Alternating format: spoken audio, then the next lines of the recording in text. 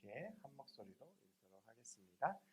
예수께서 헌금함을 대하여 앉으사 무리가 어떻게 헌금함에 돈 넣는가를 보실세. 여러 부자는 많이 넣는데 한 가난한 과부는 와서 2렙돈 곧 한 고드란트를 넣는지라. 예수께서 제자들을 불러다가 이르시되 내가 진실로 너에게 이르노니 이 가난한 과부는 헌금함에 넣는 모든 사람보다 많이 넣었도다. 그들은 다 풍족한 중에서 넣었거니와 이 과부는 그 가난한 중에서 자기의 모든 소유 곧 생활비 전부를 넣었느니라 하시니라. 아멘. 네, 갑자기 이번 주에 날씨가 많이 추워졌습니다. 날씨 추워진 관계로 지금 중예배실이 여러분들은 보실 수 없지만 우리 셰카이나만 지금 느끼고 계시지만 굉장히 좀 어수선합니다. 그 날씨가 이번 주간에 추워지면서 이 교회 오래된 배관들이 동파가 되면서 지금 중예배실로 한쪽으로 좀 물이 쏟아져 있는 상태고요. 그래서 한쪽 의자가 다 치워져 있고 교회에서 지금 히터가 나오지가 않습니다. 히터를 틀면 또 어디에서 또 물이 터질지 모르는 상황이라서 지금 그런 여러 가지 상황들 속에서 어려운 상황 가운데도 우리 셰카이나가 함께 또 찬양인도 했고 예배인도 했고 또 우리 전사님께서는 우리 교회 오셔서 처음으로 또 찬양 인도를 하셨습니다. 참 여러 가지 어려운 상황 가운데 특별히 애쓰고 수고하는 우리 셰카이나 찬양팀 위해서 늘 기도해 주시고요. 또 이렇게 각자의 노력들과 또 그런 시간들, 헌신들이 모여서 지금의 비록 온라인 예배지만 예배들을 만들어가고 있습니다. 감사하는 마음으로 우리가 이렇게 함께 예배했으면 좋겠고 그리고 예배 가운데에서 예배의 소중함을 알고 깨닫고 함께 예배하는 우리가 됐으면 좋겠습니다. 성경 말씀에 참 많은 구절들이 있습니다. 아마 여러분들도 이렇게 많은 구절들이 있으면 알고 계실 텐데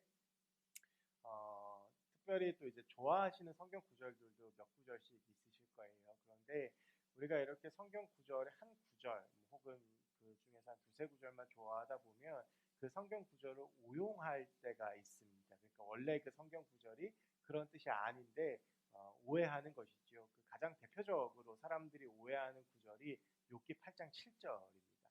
이게 어디 회사나 가게 같은 데 가면 가장 많이 붙어 있는 말씀 중에 하나인데요. 여러분 혹시 욥기 8장 7절 무슨 말씀인지 아시나요? 맞았습니다. 네. 내 시작은 미약하였으나 내 끝은 내 나중은 심히 창대하리라 라고 하는 말씀인데요. 여러분 이 말씀 보면 이게 얼마나 은혜롭습니까? 그죠? 내 시작은 약하지만 내 끝은 창대할 것이다. 이게 어디 개업하는 집에 가져다 주기에 딱 좋은 말씀이고요. 그래서 이 구절을 담고 있는 말씀 액자가 굉장히 많은데 원래 이 구절이 그렇게 좋은 뜻이 아닙니다. 이것은 욥기 8장 7절이며 고난받은 욥의 이야기구나라고 하는 것은 짐작을 하실 텐데요. 이 욥이 고난을 받을 때에 그 친구 중에 빌닷이라고 하는 친구가 있는데 그 친구가 와서 욥에게 했던 말이에요. 그런데 이 빌닷이라고 하는 이 친구는 욥의 고통을 진짜 이해를 하고 그리고 왜 그 고통을 받았는지 이해를 하고 그 가운데 하나님의 뜻이 어떤 것인지 진짜 이해하고 이런 말을 한 것이 아니었습니다. 욥기 8장 1절부터 이 7절이 나온 6절까지의 말씀을 보면 이 욥에 대해서 이 빌닷이 정죄하고 그리고 네가 똑바로 살지 못해서 이런 일들이 벌어졌다라고 하는 것을 볼 수 있는데 그 중에서도 이 8장 4절의 말씀이 참 욥의 마음을 아프게 해요. 여러분 욥이 당했던 많은 고난들이 있습니다. 재산도 뺏기고 재산도 다 없어지고 막 그런 고난들이 있는데 키우던 가축들 다 죽고 그 중에서도 욥에게 있어서 가장 큰 고난은 뭐였냐면 그의 자녀 10명이 죽은 거예요. 한날에. 여러분 이 부모에게 있어서 자녀를 잃는 것만큼 아픈 일이 없습니다. 진짜 내가 그렇게 자녀 잃은 친구가 옆에 있다면 위로해주고 또 도닥거려주고 하는 것이 마땅할 텐데 이 빌닷이 이 욥기 8장 4절에서 뭐라고 그러냐면 너의 자녀들은 그 죄 때문에 죽었다라고 이야기를 해요. 그러면서 너희 자녀들은 그 죄 때문에 죽었는데 내가 이제라도 돌이키고 내가 이제라도 죄에서 떠나면 지금 내가 굉장히 미약하지만 나중은 창대하게 될 거야 라고 이야기를 하면서 정죄 플러스 조롱 아마 이전부터 부자였던 욥을 질투하고 시기했던 게 아닐까라고 추측해 볼 수도 있는데 그건 여러 가지 비난에 섞인 말이 욥기 8장 7절입니다. 그러니까 이게 그렇게 써 전체 문맥을 보면 축복을 하거나 그러니까 우리가 흔히 이 말을 축복의 말로 알고 있잖아요. 축복의 말을 알고 있어서 이 말을 이 구절을 선물로 하고 또 많이 이렇게 붙잡는 말씀을 알려져 있지만 사실 이 말은 축복이 아니고요. 정죄하고 조롱하는 말에 가깝습니다. 그래서 이렇게 문장 전체를 보면서 이 구절을 좀 볼 필요가 있는데 이렇게 한 구절만 띄워놓고 또 그 착각하고 오용하는 구절 중에 하나가 더 있는데 그게 빌립보서 4장 13절이에요. 내게 능력 주시는 자 안에서 내가 모든 것을 할 수 있느니라. 얼마나 은혜로운 말씀입니까? 그래서 이 말씀이요, 그 식당 가면 되게 많이 붙어 있어요. 식당 가면 내게 능력 주시는 자에서 내가 모든 것을 할 수 있다. 근데 여러분 이 말의 앞을 잘 보셔야 돼요. 이 말은요, 일단 빌립보서라는 이 성경 자체가 사도 바울이 감옥에 갇혀 있을 때 빌립보 교인들에게 보낸 편지예요.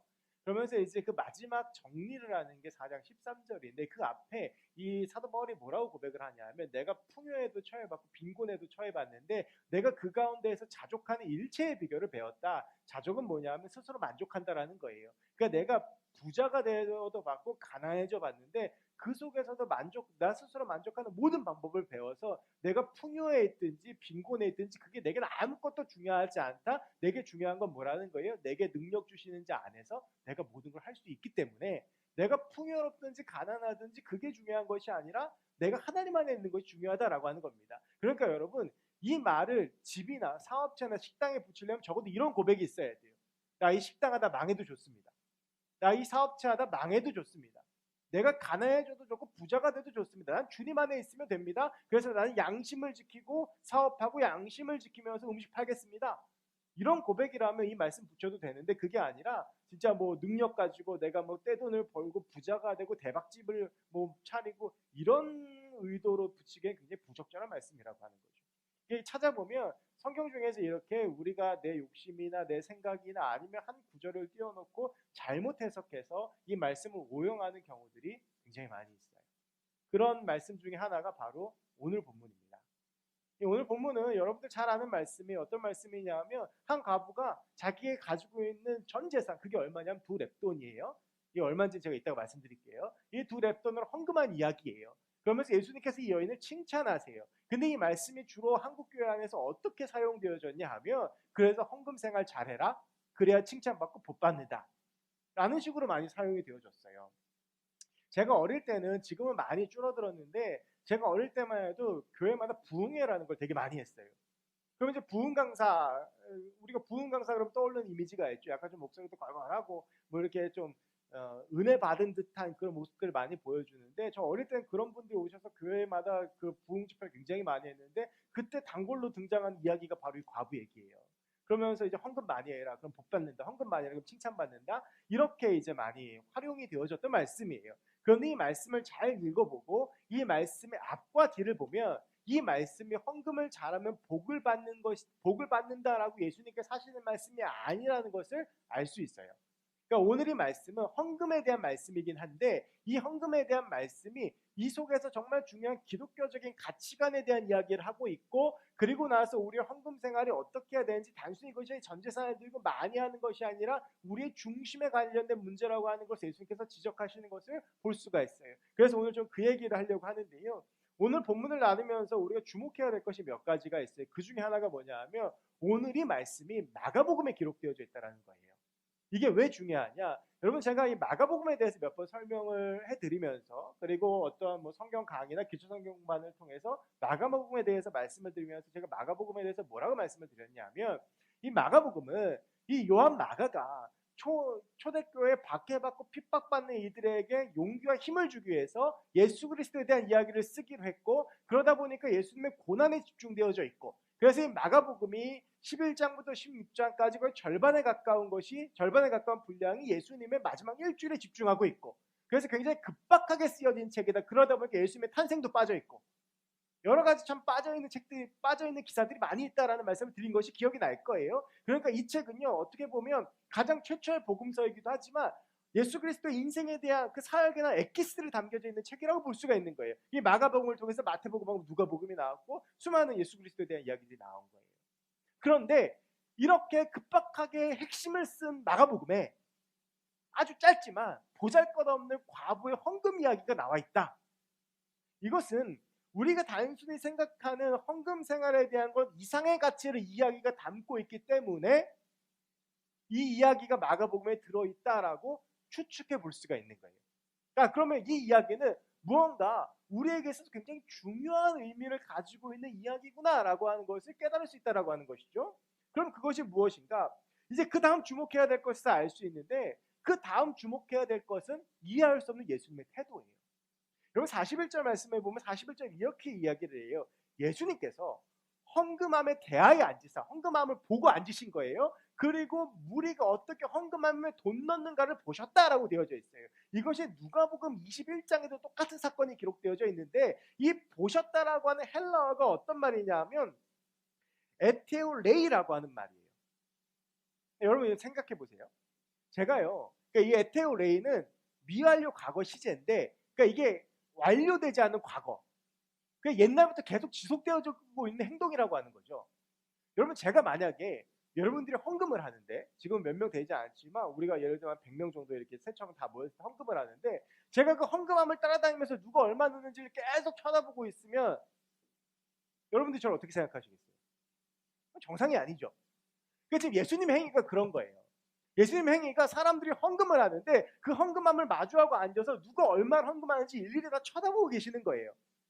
그런데 그게 지금 아주 단기간이 아니라 꽤 오랜 시간부터 그걸 쭉 보고 계시는 거예요. 그럼 이건 둘 중에 하나예요. 뭐냐면 예수님이 이상한 분이거나, 아니면 분명한 어떠한 목적이 있거나. 그러면 전자는 아니겠죠. 예수님께서 뭐 사람들이 얼마 헌금하는지 보고 먹고 장부 쓰고 그려고 보시는 건 아닌 거 아니에요? 제가 만약에 여러분들 헌금함을 본다면 저도 전자는 아니겠죠. 뭐 영훈이가 얼마를 넣나? 저거 내가 알기로는 알바에서 얼마 버는데 11조 안 하네? 이거 나중에 혼내야지. 이런 의도로 보는 건 아닐 거란 말이에요. 인석이가 월급 받았을 텐데 헌금을 1,000원밖에 안 하네? 이런 의도로 보는 건 아닐 거란 말이에요. 설마 제가 그렇게 본다고 생각하고 계시는 건 아니죠? 분명히 다른 의도가, 더 중요한 의도가 있을 거라고 하는 거죠. 우리가 이걸 추측하면서 오늘 본문을 보면, 오늘 본문에서 무언가 예수님께서 하시고자 하는 다른 말이 있다라고 하는 것을 알 수가 있어요. 그러기 위해서는 이 본문 앞에서 과연 예수님은 어떤 말씀을 하셨고, 그리고 나서 예수님께서 왜 헌금함을 보셨는지를 보는 게 합리적이겠죠. 오늘의 본문 앞에 보면 38절부터 40절, 이거는 똑같은 본문을 다루고 누가복음도 구조가 마찬가지예요. 누가복음도 21장, 비록 장이 바뀌긴 하지만 21장 1절부터 과부의 헌금을 다루고 있는데, 그 앞에 20장 마지막 절에 나오는 말씀이 오늘 마가복음 12장 38절부터 40절까지 다루는 말씀하고 똑같아요. 뭐냐면 서기관들을 책망하세요. 서기관들을 책망하시는데 그 책망의 내용도 똑같아요. 높은 데 앉는 것, 그런 높은 데 앉는 걸 원하는 서기관들을 삼가라. 그들은 과부의 가산을 삼키며 외식으로 길게 기도하는 자니 그 받는 판결이 더욱 중하다. 누가복음에도 똑같이 책망하세요. 과부의 가산을 삼킨다. 자 보세요. 서기관들 책망하면서 뭐라고 말씀하셨냐면 그들은 과부의 가산을 삼킨다라고 말씀하셨는데, 그 다음에 주인공이 되는 사람이 누구예요? 가난한 과부예요. 그러면 이거는 무언가 구조 속에서 연결된다고 보는 것이 합리적이겠죠. 자, 그럼 이제 이런 이해를 가지고 오늘 본문을 다시 한번 보면, 그 당시에 성전의 헌금함 구조가 어떻게 되어져 있냐면 헌금함이 13개가 있어요. 헌금함이 놓여져 있어요. 그러니까 지금 헌금함을 돌리는 게 아니고 놓여져 있는 13개 헌금함이 있는데, 그 중에 7개는 성인 남자들이 내는 성전세예요. 그러니까 그건 세금처럼 마땅히 내야 되는 거. 그리고 6개는요 성전의 운영과 구제를 위한 헌금함이에요. 그렇게 해서 13개의 헌금함이 놓여져 있고, 용도에 따라서 각 헌금함에 또 이 성전세가 7개가 또 그거에 따라서 용도가 다 다르거든요. 그 용도에 맞게 헌금함에다가 돈을 넣어요. 그런데 헌금함의 구조가 독특해요. 헌금함이 어떻게 생겼냐 하면 나팔 모양으로 생겼어요. 입구가 넓고요. 이게 이렇게 좁아져요. 근데 성전세는 다 뭘로 내냐면 동전으로 냈어요. 자, 그럼 여러분 생각해 보세요. 나팔 구조에 이렇게 소리가 밖으로 울려 퍼지는 구조예요. 그럼 동전을 넣으면 소리가 잘 날까요? 안 날까요? 잘 나죠? 그러니까 이제 이걸 동전으로 하면, 예를 들면 1,000원을 내도 1,000원 10개를 넣어야 돼. 그러면 동전을 넣으면 그냥 소리를 들으면 저 사람이 얼마나 헌금했는지 아는 구조예요. 무슨 말씀인지 이해가 되세요? 그러니까 내가 이 사람이, 이 여자가 두렙돈을 헌금했는지 어떻게 알 수 있냐면 예수님처럼 보면서도 알 수 있지만 그냥 동전 소리 들으면 아는 거예요. 조금 큰 동전이면 무겁겠죠.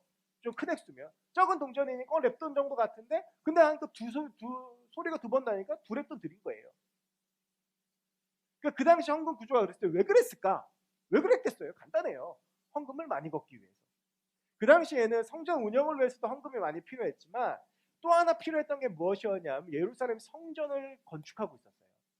예루살렘 성전이 솔로몬이 세웠다가 지난주에 말씀드렸던 것처럼 스룹바벨이 무너지고 스룹바벨에서 세워지고 그리고 또 무너지고 그리고 나서 또 세워지고 그리고 세 번째로 무너지는 게 언제냐 하면 주전 64년경에 로마가 이스라엘로 쳐들어오면서 예루살렘에 쳐들어오면서 그때 또 무너져요. 그러면서 그 무너진 성전을 지금 재건하고 있는 중이에요. 그러니까 성전을 지으려면 뭐가 있어야 돼? 돈이 있어야 되잖아. 그러니까 이게 건축 헌금을 걷는 거예요. 그러다 보니까 바리새인들과 서기관들이 이 건축 헌금을 걷는 데 굉장히 노력을 많이 했어요. 근데 이것이 단순히 권면의 차원이 아니라 착취의 수준까지도 연결되는 거예요. 그러니까 헌금하지 않으면 나쁜 사람으로 만들고 그리고 헌금을 많이 걷기 위한 방법을 연구하고 그러면서 이 가난한 가부의 마지막 남은 두 렙돈까지도 헌금 안에 넣을 수밖에 없는 상황과 분위기를 만든 거예요. 그러니까 오늘 이야기의 첫 번째 핵심은 뭐냐면 바로 여기에 있어요. 예수님께서 오늘 이 가난한 가부가 두 렙돈 넣는 걸 보면서 칭찬하세요. 근데 이 칭찬하시는 의도 중에 이 과부에 대한 마음에 드는 칭찬이 있다가 말씀드리는데 이 칭찬에 반면 감추어져 있는 것은 무엇이냐 하면 이 가난한 가부가 자신의 전부까지도 내어놓을 수밖에 없게 만든 서기관들과 바리새인들 향한 책망의 연장선에 있다라고 하는 거예요. 신앙이 좋다라고 하는 서기관들과 바리새인들은 자기들의 욕망과 욕심을 위해서 가장 약한 계층인 과부의 가산을 삼키고 그 남은 두 렙돈의 동전마저 착취했어요. 앞서 말했던 서기관들이 과부의 가산을 착취하는 게 바로 지금 이 과부의 행위로 연결되면서 보여주고 있는 거예요. 서기관들이 어떻게 과부의 가산을 탕진하고 착취하느냐? 바로 이렇게 합법적으로 보이는 방법, 종교적인 방법을 통해서 그들의 가진 것들을 다 착취하고 있다라고 하는 겁니다. 그러면서 그것들을 착취해서 성전을 금으로 도배하고 금그릇으로 채우고 그러면서 예배드리기 위해서 애쓰고 수고한다라고 하는 거예요. 근데 그런 것들이 아무 소용이 없다라고 하는 거죠. 지금 예수님께서 보시는 것은 화려한 성전이 아니라 지금 그 성전 앞에서 피눈물 흘리며 자신의 모든 것들을 내어놓아야 하는 가난한 과부였다라고 하는 것입니다. 여러분, 우리는 이 사건을 통해서 하나님께서 정말 기뻐하시는 것, 하나님께서 정말 원하시는 것이 무엇인지 알 수 있어요. 그것은 가난하고 병들고 약한 자를 돕고 살리는 것입니다. 죽어가는 영혼을 살리고 황폐하고 무너진 땅에 진정한 하나님의 나라의 임재를 위해 노력하는 거예요. 하나님이 기뻐하신 재물의 사용은 그런 것입니다. 하나님의 영광을 드러내는 것은 교회가 화려한 건물을 짓고 뭔가 삐까뻔쩍한 모습을 가지고 그런 모습이 아니라 교회가 허물어져 가도 그 교회가 하는 행위와 그 교회를 통해서 보여주는 예수 그리스도의 사랑이 그 교회의 존재 이유를 설명하고 하나님께서 그런 교회의 사역과 그런 교회의 행위를 기뻐하신다라고 하는 거예요. 막 교회가 멋있게 지어져 있어요. 정말 멋있어요. 막 누가 보더라도 이 교회는 너무나도 건축적으로 아름다워요. 그런데 사람들이 그것을 보면서 그 속에서 하나님을 보는 것이 아니라 하나님은 그 화려한 교회 건물을 보면서 기뻐하시는 것이 아니라 그 속에서 과연 그리스도의 사랑이 제대로 실천되어지고 발현되어지고 발견되어지는지 하나님께서 바라보시는 것은 그것이라는 것입니다. 제가 참 자주 하는 말이 있는데요. 우리 교회가 자기들만의 잔치를 누리는 공동체가 되어서는 안 돼요. 우리들끼리 좋고 우리들끼리 행복하고 여러분 이게요 변화산 사건하고 비슷해요. 변화산에서 베드로가 놀라운 경험을 한 거예요.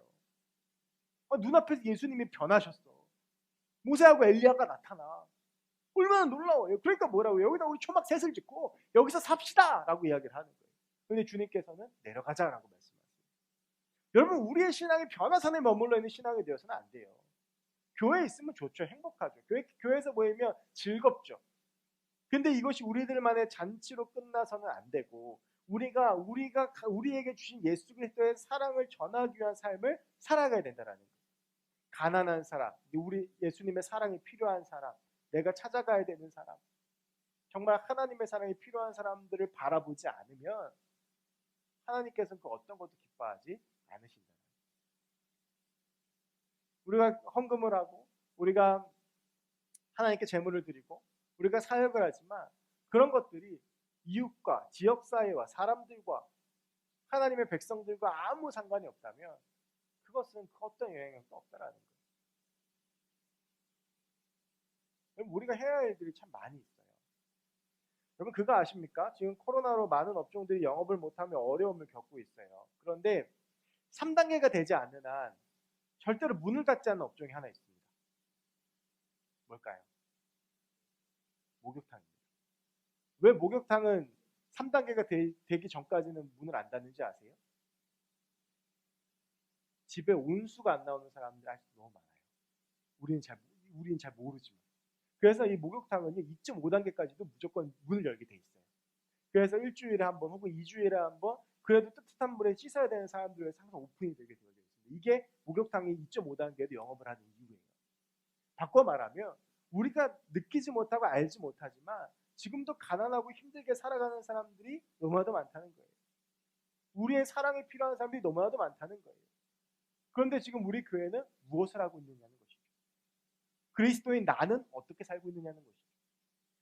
과연 그 사람들과 사랑이 필요한 사람들, 도움이 필요한 사람들 위한 삶을 살아가고 있느냐? 과거 교회를 보면요. 교회가 오히려 그런 사람들을 도와주고 살리는 것이 아니라 착취하고 빼앗은 경우들이 훨씬 많이 있어요. 우리가 그런 부끄러운 과거를 반복해서는 안 됩니다. 많은 항복으로 헌금을 만들어 강요하고 헌금하지 않으면 신앙이 잘못됐고 저주받고 헌금 많이 하면 복을 받는다? 제가 분명히 말씀드리지만 다 새빨간 거짓말입니다. 헌금 많이 한다고 절대 복 받지 않습니다. 그거 오늘 예수님께서 말씀하십니다. 내가 얼마나 하나님이 기뻐하시는 삶의 모습을 살아가느냐, 나의 재물과 나의 시간과 나의 삶을 얼마나 하나님이 기뻐하시는 하나님의 사람으로 살아가느냐, 그것이 우리의 인생이 복된 인생이냐 그렇지 않느냐 결정하는 거예요. 사랑하는 청년 여러분, 저는 우리 세천 공동체가 하나님의 시선과 마음을 가진 공동체가 되길 원합니다. 우리가 그런 그리스도인들이 되길 원합니다. 가난한 자들을 돌보고 사랑하고 세워주고 그리스도의 사랑이 넘치는 공동체가 되길 원합니다. 그게 하나님께서 이 땅 가운데 교회를 세우신 이유예요. 여러분 사도행전 2장에서 교회가 처음 세워지자마자 어떤 역사가 일어납니까? 서로 가진 것들 나누고 통용하고. 사도행전 4장에 보면 가난한 자가 없고. 초대교회예요. 교회가 그토록 영향력이 있었던 이유는 이런 것들이에요.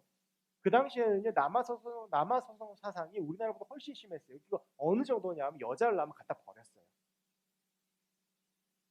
그러면 그 갖다 버린 고아들을 다 누가 데려다 키웠냐 하면 교회에서 데려다 키운 거예요. 전염병이 일어나요? 그 전염병이 일어난 그 자리에 누가 있냐면 그리스도인이 있어요. 그래서 그 그리스도인들이 가서 그들의 시체를 운반해주고 그들을 돌봐주고 그들을 치료하는 일들을 그리스도인들이 감당했던 거예요. 이교도와 이방인이 가득했던 안디옥에서 안디옥의 사람들이 초대교회를 다니는 교인들을 그리스도인이라고 불렀던 것은 바로 이러한 삶의 모습들 때문이에요. 그리스도인의 삶의 모습을 통해서 사람들이 하나님을 발견하고 그리스도를 발견한 거예요. 그래서 크리스찬, 그리스도인이라고 부르기 시작한 거예요. 과연 여러분은 여러분 주변에 있는 사람들에게 얼마나 그리스도의 모습을 보여주고 계십니까? 여러분 우리가 그런 삶을 살아서 곤란해요. 야, 제가 교회 다니는데 믿겨? 에이, 설마. 그런 삶을 살아서는 안 돼요. 아, 역시 제가 교회를 다니니까 그렇구나. 야, 저 모습, 저 아이의 모습, 저 친구의 모습을 통해서 그리스도가 보인다.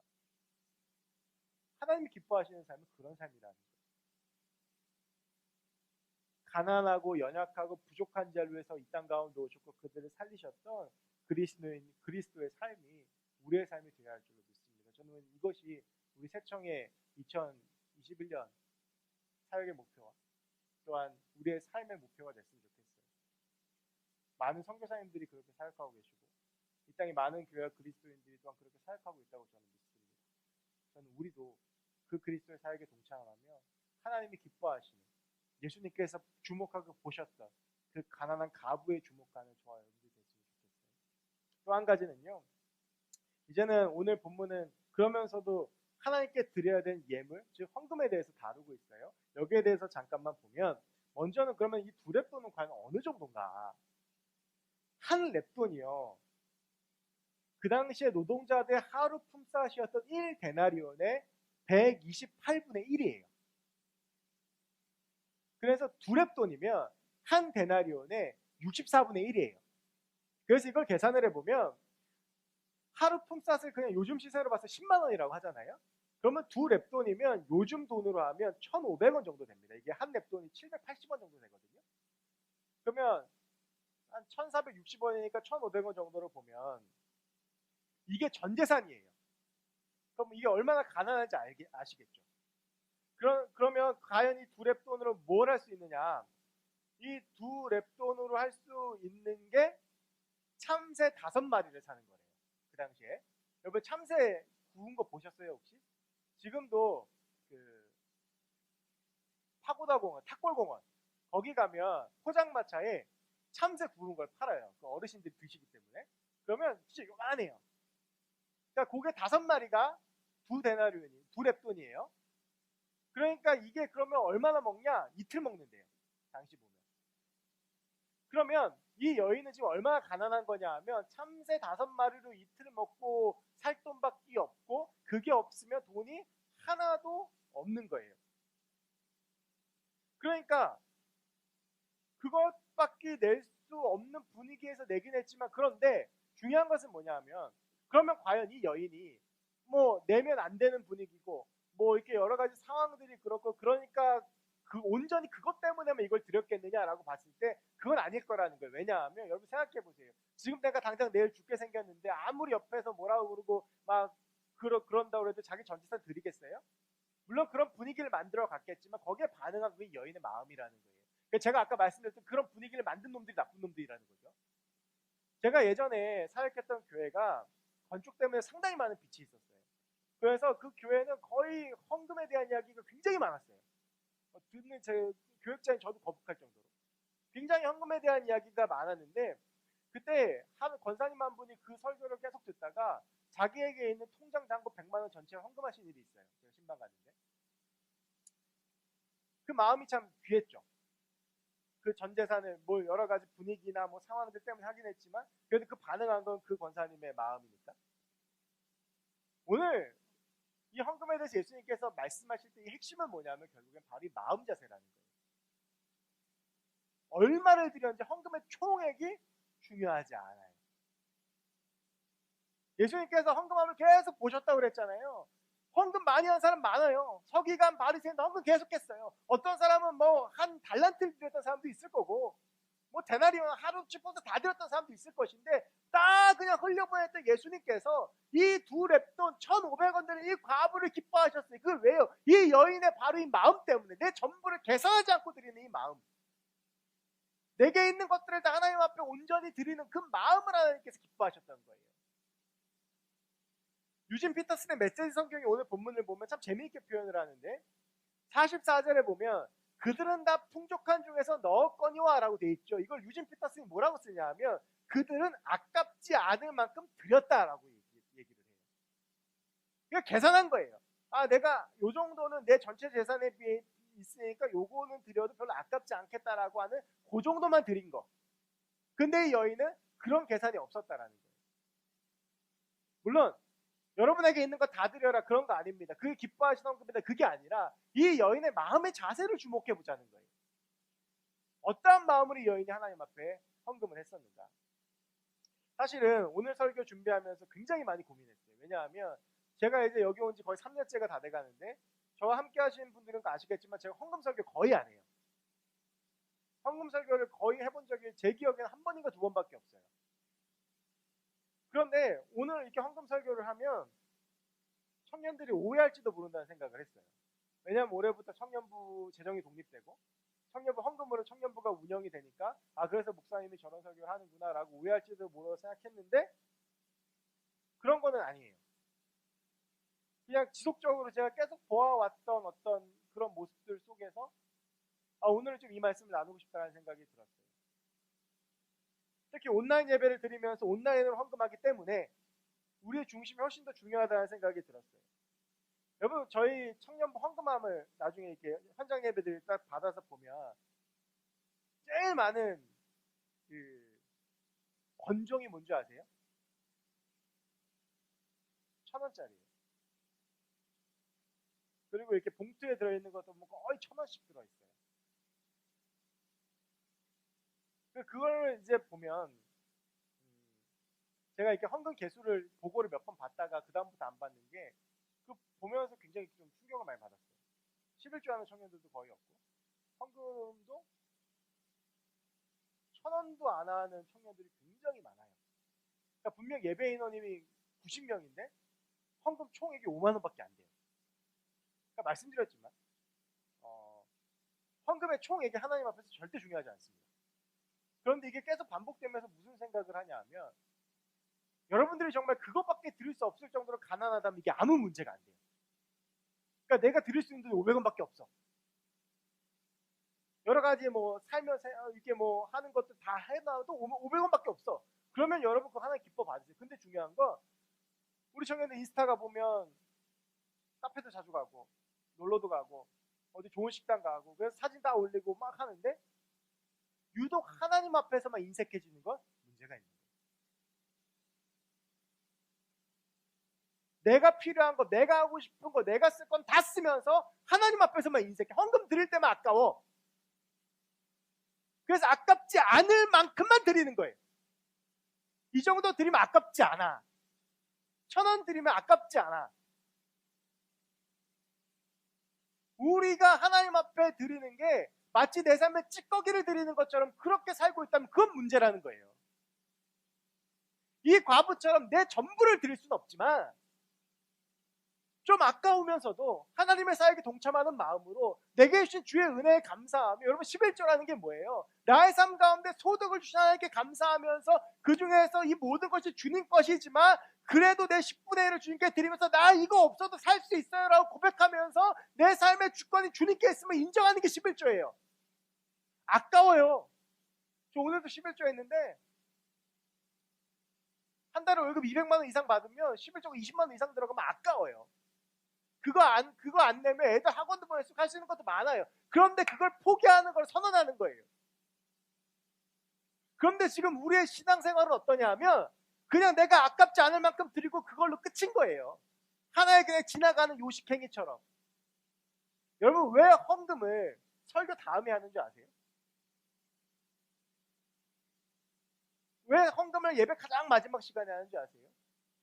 그 예배와 설교에 대한 반응과 결단으로 하나님 앞에 드리는 표시인 거예요. 그런데 우리는 별 생각이 없어요. 그냥 늘 1,000원 했으니까 늘 1,000원 해요. 성경금 하자고 그러니까 한 구절 5,000원이니까 5,000원 해요.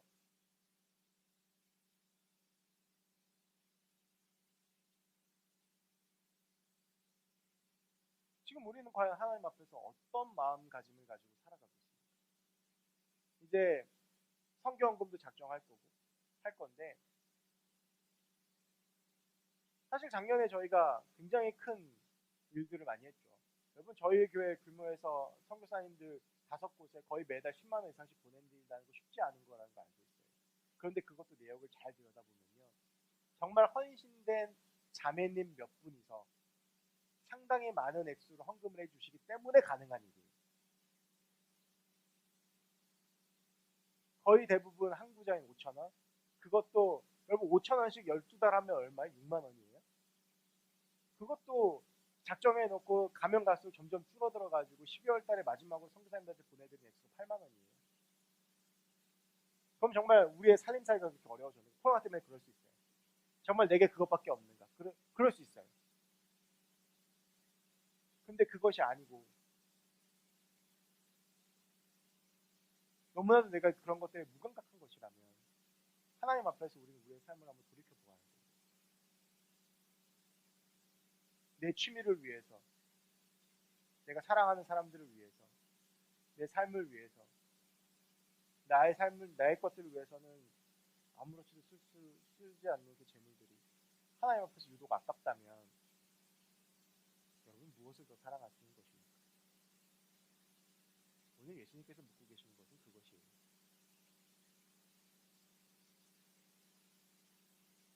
여러분 이 과부는 오늘 헌금하고 어떻게 됐을까요? 궁금하지 않으세요? 저도 궁금해요. 굶어 죽었을까? 잘 모르겠어요.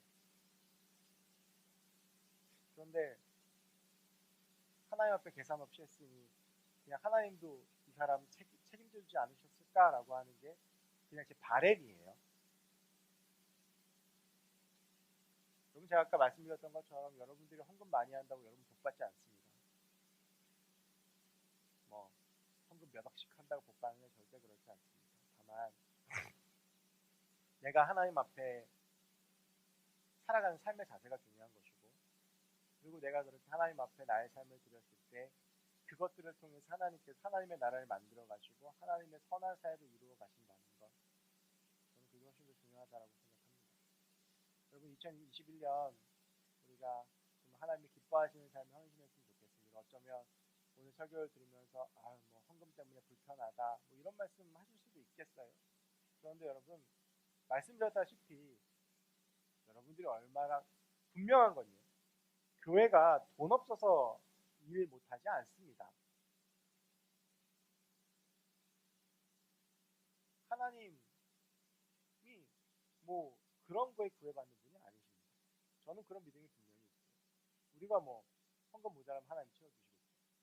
그런데 중요한 건 과연 나는 하나님 앞에서 어떠한 마음을 가지고 살아가고 있느냐. 다시 한번 여러분의 삶을 점검해 보시고 과연 내 삶 가운데 하나님은 어떠한 의미인가, 과연 어떠한 우선순위인가